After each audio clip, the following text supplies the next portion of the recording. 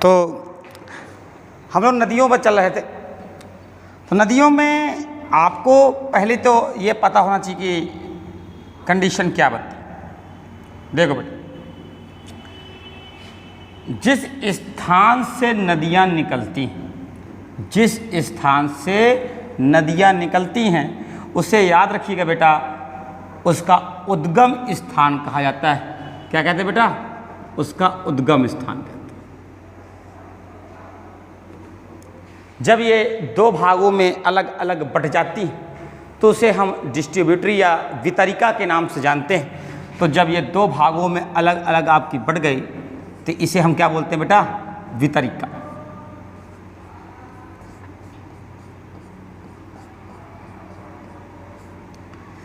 जब इन नदियों में कई छोटी छोटी नदियाँ आके मिल जाती हैं, छोटी छोटी नदियाँ, ऐसे जो छोटी छोटी नदियाँ होती बेटा उन्हें हम सहायक नदियों के नाम से जानते हैं। क्या बोलते हैं बेटा? सहायक नदी।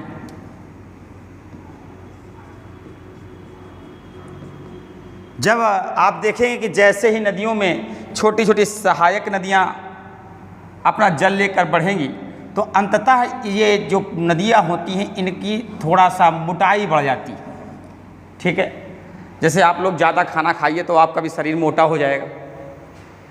तो याद रखिएगा, आपके ऊपर दो प्रश्न बनेंगे। आपसे बोलेंगे मोटाई के आधार पर आप बताइए कौन सबसे भाई मोटा है, और एक होगा लंबाई के आधार पर बताइए। यहाँ पर यही बनने जा रहा है, कोई अंतर नहीं। तो जो जब नदियाँ मिलती हैं छोटी छोटी तो जो मोटाई हो जाती वही उसकी क्या कहलाती बेटा? बेसिन कहलाती है। ये याद रखिएगा, क्या कहलाती बेटा? बेसिन। याद रहेगा, जो उसका मोटाई होता है यही क्या कहलाएगी बेटी? इसके बेसिन कहलाएगा। अंततः यही नदियाँ जाके जब जाके बेटा अंतिम में जहाँ समुद्र में मिलती ये कंडीशन, तो यही इसका मुहाना कहलाती है। लास्ट पॉइंट क्या होता है बेटा? मुहाना। इतनी चीज़ें आपको पता होनी चाहिए, संभवतः लोगों को पता भी होंगी। तो यहाँ पर आपको दो प्रश्न मिलेंगे। एक तो आपसे पूछा जाएगा लंबाई के आधार पर सबसे बड़ी नदी कौन सी है, दूसरा होगा बेसिन के आधार पर सबसे बड़ी नदी है। तो आप को पता है कि जब हम लंबाई के आधार पर नदियों का बताते हैं क्रम, तो लंबाई के आधार पर सबसे बड़ी नदी कौन सी होती है? तो आपको पता है नील नदी है सबसे बड़ी, दूसरे नंबर पे अमेजन होती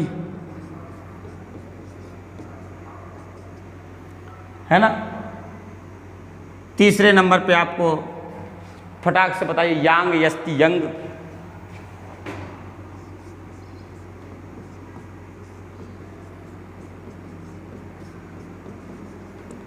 ये चीन की, दक्षिण अमेरिका की,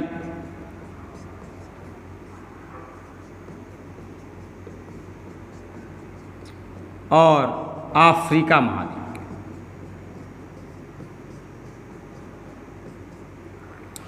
और लास्ट में मिसिसिपी मिसौरी, मिसिसिपी मिसौरी।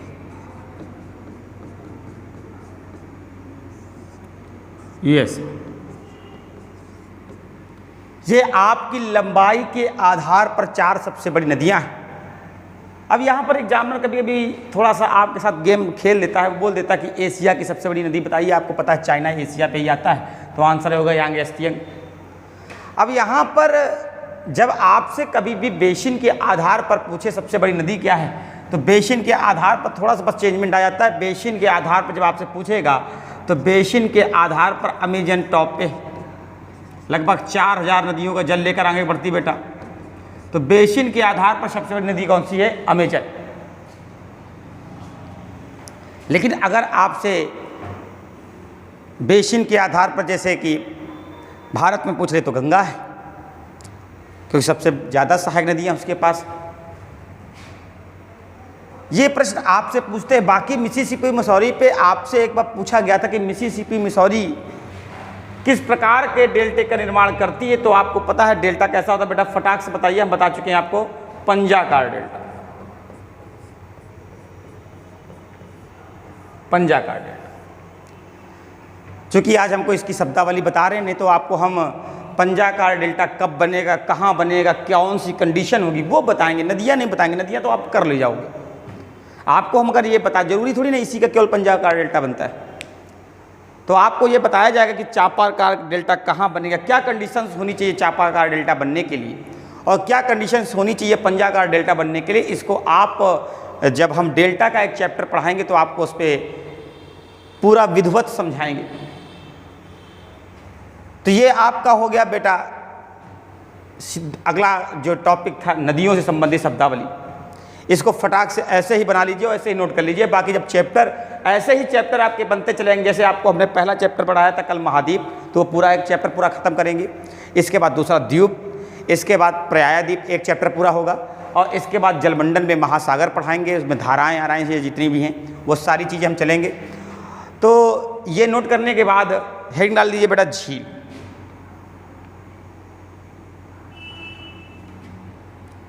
झीलें,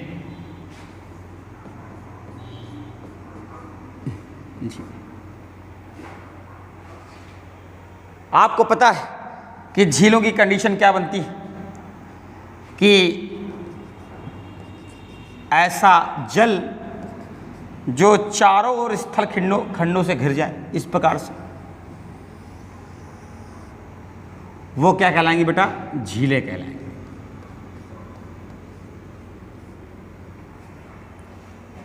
अब झीलों की कंडीशन बनती क्या है, कंडीशन ये होगा, बस नाम चेंज होगा और वही नाम आपके क्वेश्चंस बनते हैं। देखते हैं कैसे क्वेश्चंस बनते हैं बेटा। जैसे आपको भारत के परिपेक्ष पे ले चलते हैं पहले झीलों पे, इसके बाद हम कोड बताते हैं। देखिए,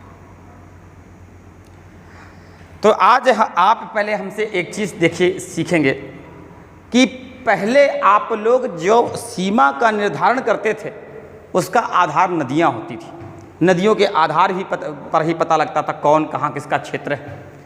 आज भी आप देखते हैं, आप लोग बोलते हैं यमुना पारी हैं, जमुना पारी हैं, बोलते हैं कि नहीं बोलते।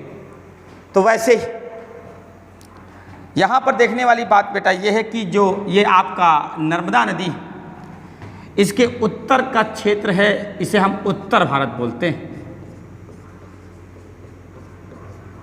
और इसके दक्षिण के क्षेत्र को हम क्या बोलते हैं बेटा, दक्षिण भारत बोलते हैं।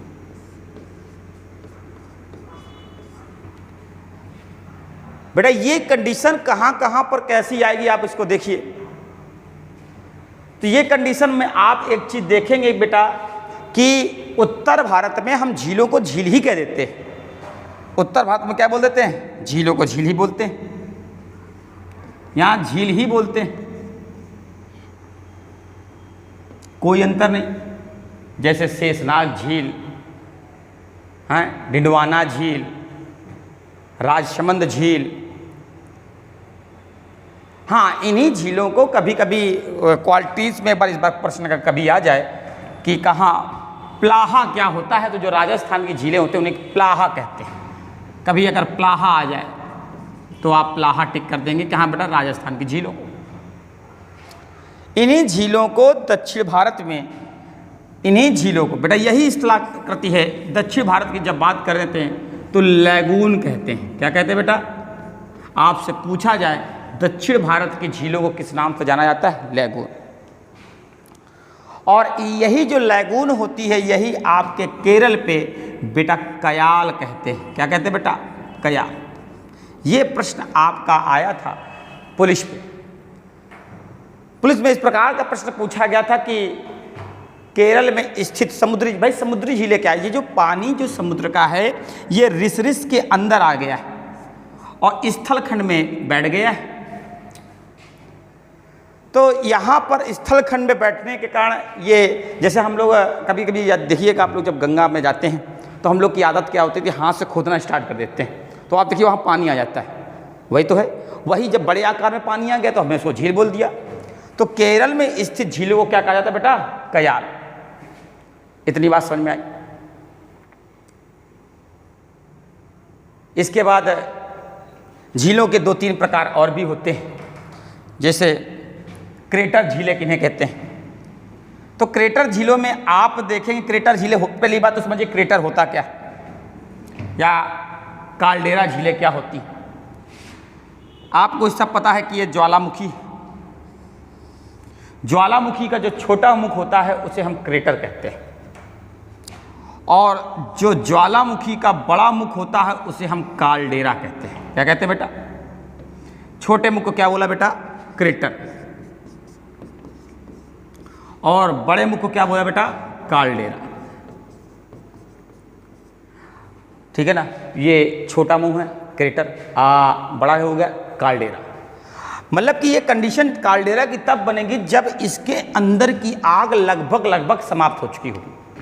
अब ये धीरे धीरे ठंडा होना स्टार्ट होगा, लेकिन जो ये मुख होगा ये एक गड्ढे का स्वरूप ले लेता है, और इस गड्ढे पे जब वर्षा का पानी पड़ता है तो आपको एक चीज़ पता है बेटा कि जब किसी काली चीज़ पे या किसी आग पे अगर आप पानी डालेंगे तो वहाँ पर सल्फर की अधिकता पाई जाती है। किसकी? कौन सा विद्यमान हो जाएगा बेटा? सल्फर। और जो सल्फर होता है वो आपके त्वची चीज़ों के लिए सबसे अच्छा त्वचा के लिए सबसे अच्छा माना जाता है। देखिए प्याज में आपके सल्फर पाया जाता है। तो पहले के ज़माने में क्या होता था, अगर आपके चोट लग जाती थी तो आप देखिए घर में तुरंत प्याज को कूट के उसको तुरंत लगा दिया जाता था। अब ये आयुर्वेद लोगों ने थोड़ा सा बंद कर दिया, बाकी आप देखेंगे तो यहाँ पर सल्फर की अधिकता होने के कारण जो लोग इस झील पे स्नान भी करेंगे तो यहाँ पर आप देखिए स्नान करने के कारण उसके जो त्वची विकार होते हैं, जैसे फुलिया, फुंसी, इस प्रकार की चीज़ें वो सही हो जाती हैं। अगर आपसे यहाँ पूछा जाए कि भारत में इस प्रकार की झीलें कहाँ पर पाई जाती हैं जहाँ पर सल्फर की अधिकता होती है, तो फटाक से नोट करिए बेटा, यहाँ पर आपके 2 झीलें इस प्रकार से हैं। ये राज्य है महाराष्ट्र, और यहाँ पर ये झील बनी है, ये सल्फर झील है बेटा, इसी का नाम है, ये आपकी काल्डेरा झील है, और इसका नाम है आपका लूनार झील। लूनार झील में अभी आपने देखा कि भी हाल ही में इसका पानी जो है वो गुलाबी हो रहा था। मैंने करंट में आपको लिखाया था, जिन बच्चों को नहीं पता है वो याद रखेंगे। पूछा जाए किस झील का पानी हाल ही में गुलाबी हो गया, आंसर होगा लूनार झील। और अगर आपसे ये पूछा जाए कि किसके कारण हो गया, तो आप याद रखिए बैक्टीरिया जो था उसका नाम था हालो आर्चिया। क्या नाम था बेटा? देखिए तुरंत उसको, अगर करंट से कोई चीज़ है उसको तुरंत कोरिलेट करिए, हालो आर्चिया।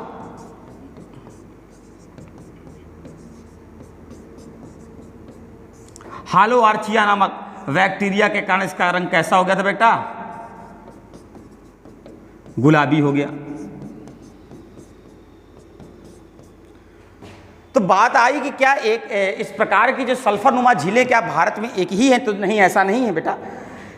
यहाँ पर आप देखिए मणिपुर में यहाँ पर इसी देखिए जहाँ पर हम डार्क पूरा किए दे रहे हैं, सल्फर है आपको, समझ लीजिए 2 डार्क हो चुकी हैं, एक डार्क ये है, एक डार्क ये।